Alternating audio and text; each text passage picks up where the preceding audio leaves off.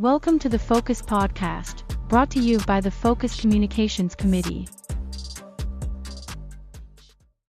Hi, Dr. Mellman. Thank you so much for being here today.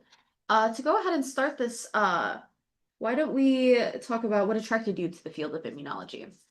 That's an interesting question because I came to immunology kind of in a roundabout way when I was doing my graduate work. It really was in the field of genetics, more specifically human genetics, understanding the genetic basis for various human diseases, particularly in metabolism. I got interested in one particular aspect of that and then decided what I really needed to know was more about cell biology and specifically the topic of endocytosis, which of course is how cells take stuff up from the outside world.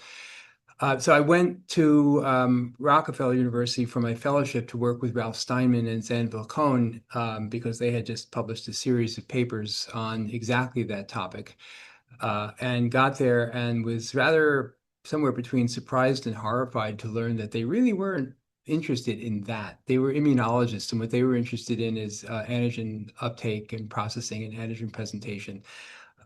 So by then it was too late to leave, and this seemed like kind of an interesting problem. So I decided to start reading up on it and just dove in. But what that means is, although one can in fact learn to be an immunologist, you're not born with that phenotype. What that did mean, though, is that the perspective I came in with was really more of a cell biological perspective. I was more interested in understanding how cells worked, and in this case, got progressively interested in cells of the immune system and how they worked. So I always felt that there's like an interesting duality between cell biologists and immunologists, although arguably you could say that both of those fields started in the same place with Elie Metchnikoff in the early 20th century, who basically solved all of endocytosis and all of innate immunity just with some very early studies in a very simple microscope. But the fields have diverged terrifically from there. And my theory there, which probably always gets me in trouble when I say it, is that immunologists, generally speaking, at least in the past, this is changing now, don't have a great deal of interest in understanding how the cells they study actually work. They just want to know what the cells do and how they fit together in a system. Whereas cell biologists have the opposite pathology, where they lose interest in a problem as a function of the square of the number of cells involved. So what that means is that a classical cell biologist, by that logic, would never be interested in immunology, which of course by definition involves like a zillion cells. I saw no reason why you can't actually combine those two types of interests. One of the I think two things that really drew me more and more in as an immunologist is just this fascination with how these cells actually accomplish their tasks. There's so many of them. And how do they talk to each other and coordinate their activities? And second is just the incredible sensitivity and exquisite precision with which they work. So you can observe events in the immune system, things that the cells can do, even during just antigen processing and presentation, that you cannot measure biochemically. You can't use typical cell biological assays to do these sorts of things because the cells work at just an unbelievable level of sensitivity. And there are just so many examples of that. I think the one that really got me in the very early days was the early work of Alan Townsend, who found that cytoplasmic peptides derived from cytoplasmic proteins or from membrane spanning segments could be presented on the surface of an antigen presenting cell or a tumor cell in the context of an MHC molecule. And looking at that from a cell biological perspective, it was like that's energetically impossible. This couldn't happen. Immunologists don't know what they're talking about. But then Townsend discovered the TAP1, TAP2 translocators in the ER, and all of a sudden there was a mechanism whereby this could occur that made perfectly good sense and was just an incredibly exciting discovery way back when that was first made. But that type of observation that seems to violate some basic thermodynamic principle, but really doesn't, because the immune system is so specialized in terms of how cells work and how they organize their activities, either alone or together. I think just comprises one of the most remarkable problems, and a problem that you can actually really pull apart, because you can do genetics on the immune system, and you can knock it out, you can knock it in, you can modify it, you can isolate the cells, you can reconstitute the cells, which you really can't do, like, for example, in a problem of equivalent attraction, like the nervous system. You can't live without a brain, so it's like impossible to go take a brain out of an animal and study it and put it back. But you can do that with the immune system, which is almost as complicated as the brain is. So the field is just incredibly cool, and it reveals secrets, as long as you're willing to look at it in different ways, and not just keep doing the same experiments over and over again. All right. So then moving on, what would you say some of your proudest moments are so far in your career?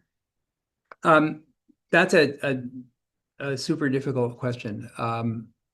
The stock answer, which actually is true, and since I was at after leaving my fellowship at Rockefeller with Ralph, I moved to Yale Medical School. I'm also a Yale graduate, so it was like going back home in that way.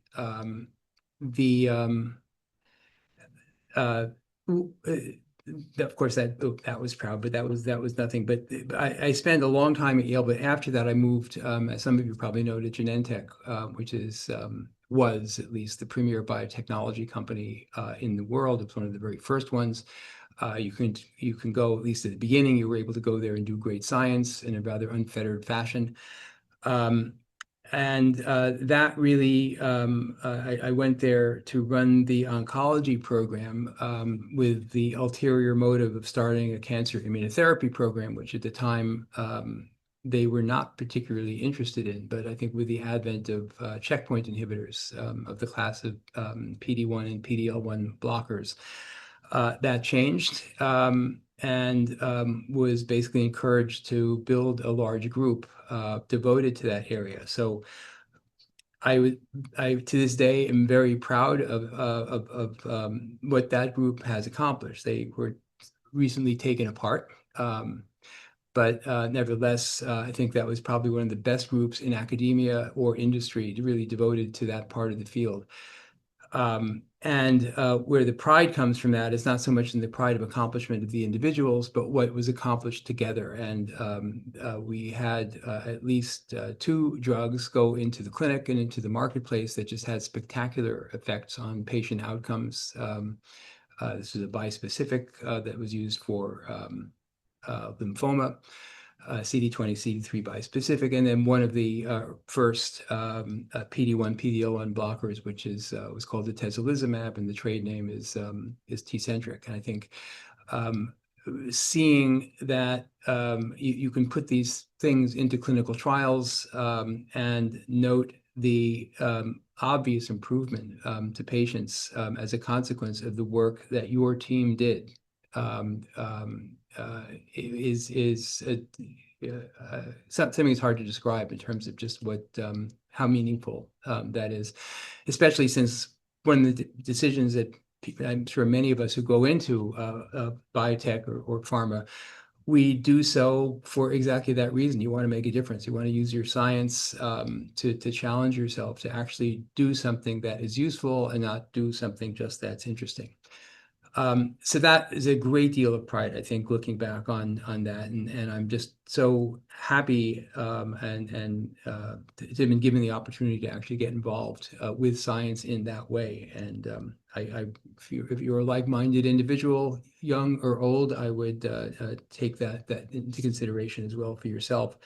Second thing, I think, just more broadly speaking, is looking at the success of people who have been through the lab.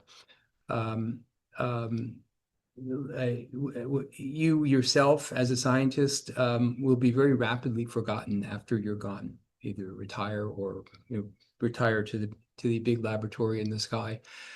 But the people that you've worked with, the people you've trained, are the people who live on, and so on and so on. I think so many great young scientists have been through my group, either at Yale or at Genentech, and who have gone on to just spectacular careers of their own. I'm super proud that I have two postdocs, actually one student, one postdoc, who are now members of the U.S. National Academy, both women, by the way, and at least two more on the horizon who are likely to get in. Means that for some reason, I don't take credit for what they did, but I am proud that people of that quality chose to come and work with me. And so I was able to perhaps benefit them to some extent, and certainly their efforts benefited my own work. All right. So then moving on, what research have you conducted that you're most proud of, or if there's any papers you've recently published?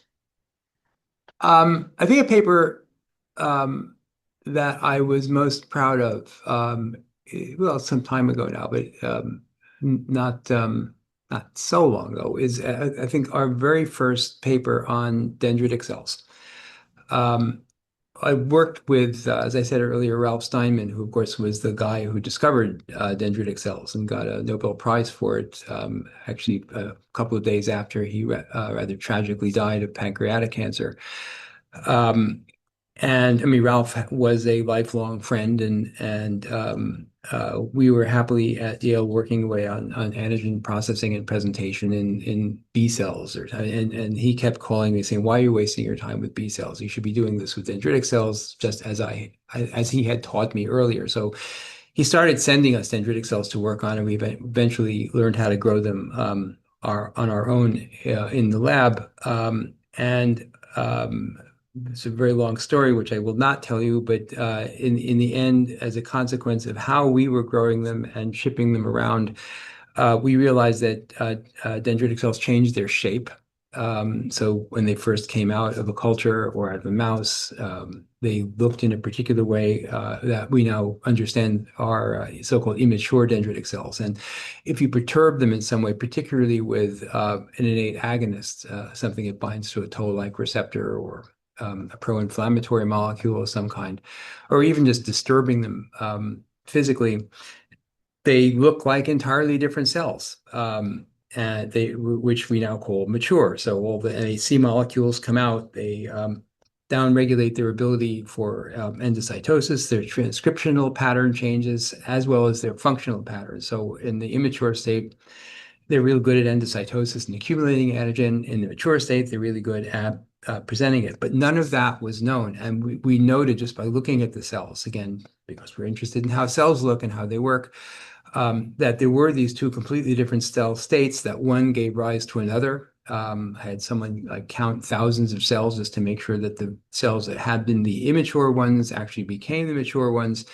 And we then published a paper about all of this, that there was two different states of dendritic cells, and that the progress from antigen accumulation to antigen presentation was one that was linked to a maturation signal, which was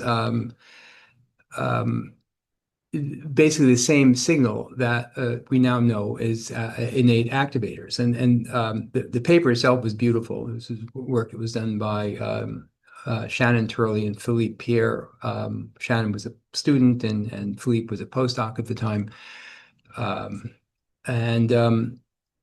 They and their team did a terrific job with this. So intrinsically, the paper was great. But the thing that I think made it really special was that it was physical evidence for what Ralph's theory had been all along, which is that dendritic cells provide the bridge between the innate and the adaptive immune system.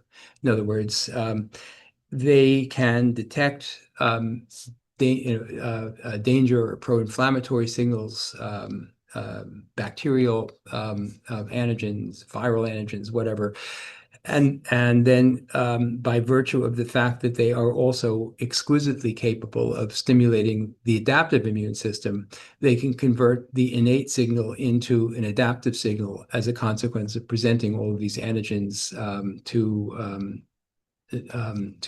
T cells and B cells and whatnot. So that link was then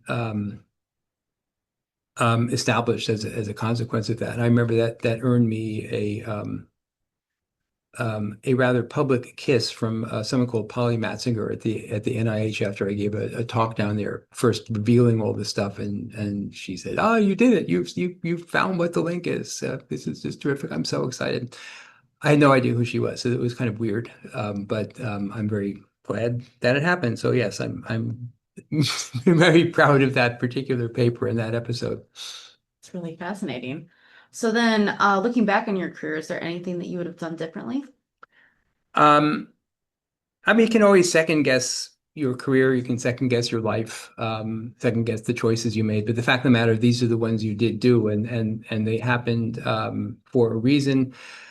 So I guess to me, the answer is no. I have, sure, I might have hoped to have done some things better and not have been so selfish or whatever at various times, particularly when younger.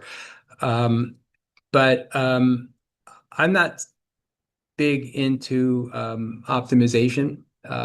You do the best you can with what you have and with the decisions that you saddle yourself with. If there was one or two things that I said, sure, I'd like to take that back, and I would have rather done this. I would rather whatever. And then you simply probably would have made some other decision that you would have regretted as a consequence of having changed the first one. So why bother? So the answer is no. There's nothing I would have done differently. I think that's a great way to live. It's you make the decisions that you make and you do what you do with the best that you've got. So Yeah. I mean, you can't go back and correct them anyway, Yeah. unless you hurt or damage or, do something horrible to somebody. Mhm. What can you do? You can't even undo that. Yeah. You can apologize Mhm. and just take responsibility for those things that you do that are bad. If in fact you have done anything, then but that's I think all any of us can hope for. And I think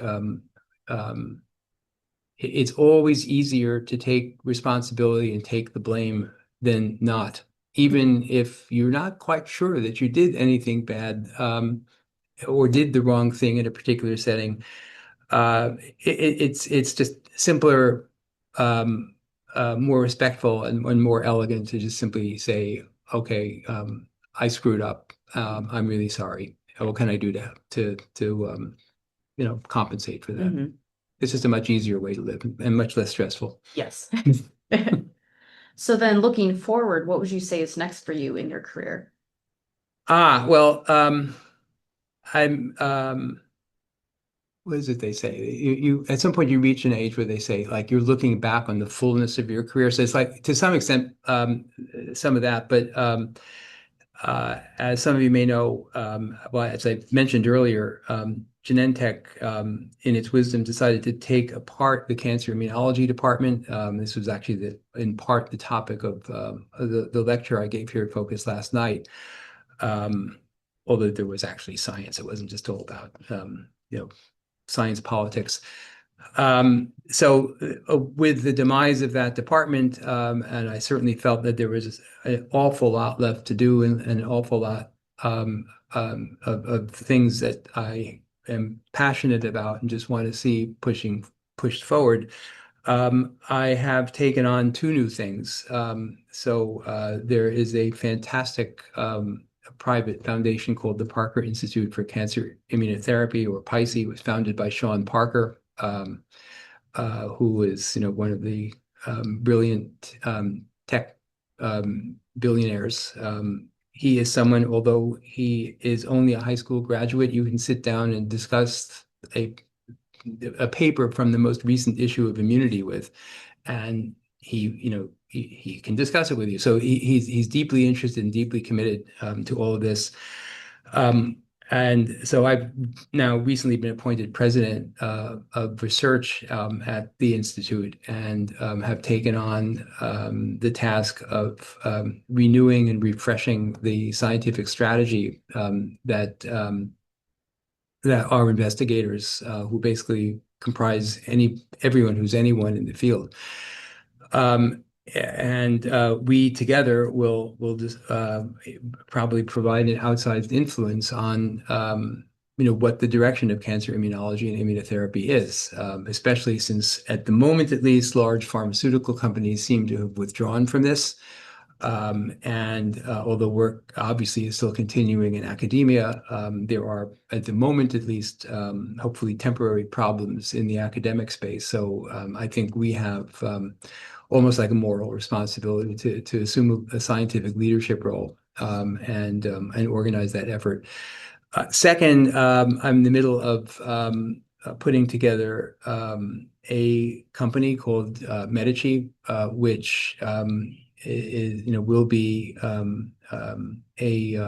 biotech devoted to applying certain aspects of cell therapy and vaccine therapy, both of which we have reason to believe work, but are horribly expensive and horribly complicated. And the technologies that we're developing at Medici will get around both of those features, and hopefully will come up with an effective therapy that is not only effective, but is actually scalable and can be applied to a wide variety of patients in this country and hopefully across the world.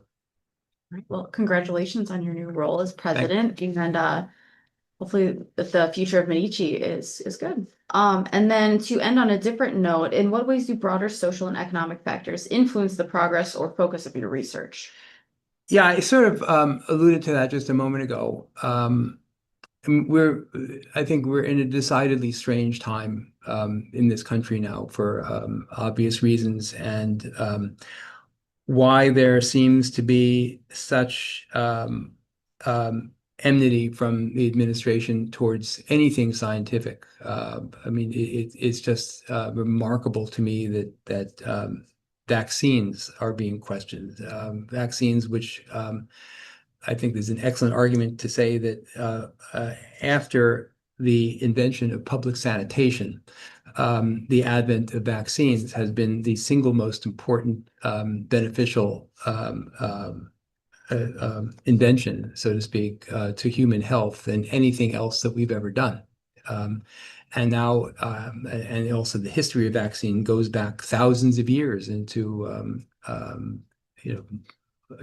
ancient China, even in prehistory. And to have that now questioned on the basis of, I wouldn't even call it pseudoscience, on the basis of nothing, is just, I think as scientists, we don't even really know how to deal with a situation like that. And the degree of polemic and political correctness in terms of doing this, it's not only anti-science, it's anti-human, because people will and have been dying as a consequence of taking these kinds of attitudes just in the vaccine space. But then that spread out over the entire granting network. The NSF is being taken apart. Various other aspects of the funding networks are being taken apart. We're destroying generations of scientific work and scientific progress.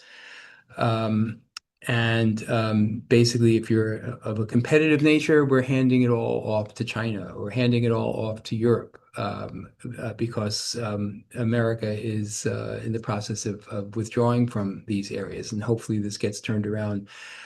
Why this is happening, I don't know. I don't think this is a philosophy of anti-science, but it's just part of the brand that says anybody who reads books is an elitist, and has to be opposed. And scientists, since we generally exist in a fact-filled world, are dangerous. Not because necessarily of the science that we do, but just because of who we are. And because I suspect, I don't have numbers on this, but I suspect an overwhelming majority of scientists are probably Democrats in the US. They're not taken with any seriousness. For that reason, and not because of the science that they do. I don't sense that there's a philosophy of, a Luddite philosophy that says all science is bad. That hasn't happened. I think it's all just a manifestation of a rather self-defeatingly toxic brand that we see. So sorry for the political polemic, but it's now gotten very close to home in terms of what we all do and what we're all have devoted our lives to, not only for the sake of pure knowledge, but for the sake of other people's lives. And it just makes no sense. So sorry. I fully agree. But well, thank you so much for taking the time to interview with me today. You bet. It's been a pleasure. Thanks so much for asking.